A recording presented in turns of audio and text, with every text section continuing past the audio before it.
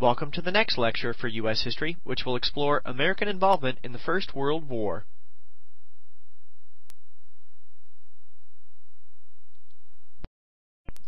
This lecture will address a few important themes.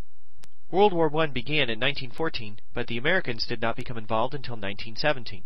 It will explore some of the factors which led the United States to become an active participant. Involvement in this war had a major impact on the home front, so the lecture will examine the impact of World War I on the American government, the economy, and American society. Finally, you may want to consider the impact of American involvement in this war. Do you believe the changes brought about by the First World War were positive or negative for the nation? We will first explore the battlefront associated with World War I and some of the factors which led the United States to declare war in 1917. There were a variety of long and short-term causes of World War I. Among others, they include the rapid rise of Germany and Italy, which upset the balance of power in Europe, imperialism, an arms race, the alliance system, and nationalism. The spark which started the war was the assassination of the Archduke Franz Ferdinand, the heir to the throne of Austria-Hungary. For additional information as to the causes of World War I, you may click on one or both of the hyperlinks below. Fighting began in 1914, and a major set of alliances pitted two sets of powers against another. The Allied powers were led by Great Britain, France, and Russia. The Central powers were led by Germany, Austria-Hungary, and Turkey.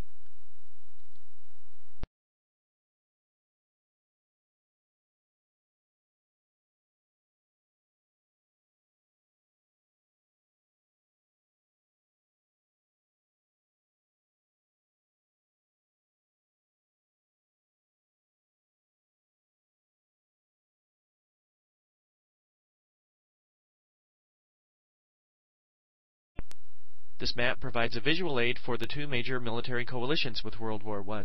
The yellow nations identify the Allied powers. The green identify the Central powers. The President of the United States in 1914 was Woodrow Wilson, and he called upon Americans to be neutral in thought as well as in action. And many Americans wanted to remain neutral, as shown by this popular song from 1915. However, the United States had very strong economic ties to Great Britain, as well as a common language, ancestry, and culture. There were two major events which eventually led the United States to become involved in the war and fight against the Central Powers. These include German submarine warfare and the Zimmermann telegram. Germany's policy of unrestricted submarine warfare was one factor which led to American involvement in the war. Shortly after the war began, Germany declared that the British Isles were a war zone. Any ships entering this zone could be subject to attack. Americans were opposed to this because U.S. trade with the British was quite heavy, and the United States saw this as a violation of the rights of neutral nations. Events surrounding the British passenger liner, the Lusitania, increased tension between the Americans and Germans. In the days before its voyage from New York to the British Isles, the German embassy carried a series of warnings discouraging Americans from taking part in this voyage. About a week into its voyage, the Lusitania was attacked, and about 1,200 people died, including 128 Americans. The American people were furious, and as a result, Germany pledged to stop its submarine warfare. However, tension increased between the United States and Germany as a result of this incident. The second factor that led to American involvement in the war was the Zimmermann telegram.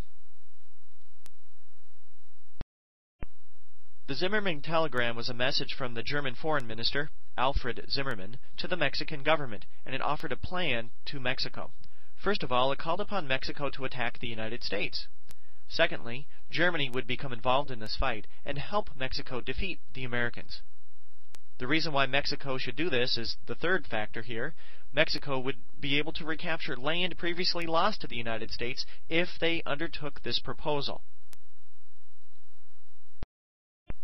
Why would Germany make this proposal? Well, essentially they were undertaking a gamble.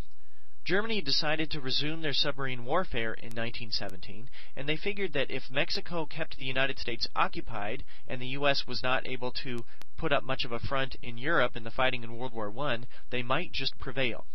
Well, as a result of the resumption of the submarine warfare and the discovery of the Zimmermann telegram, the United States declared war in 1917.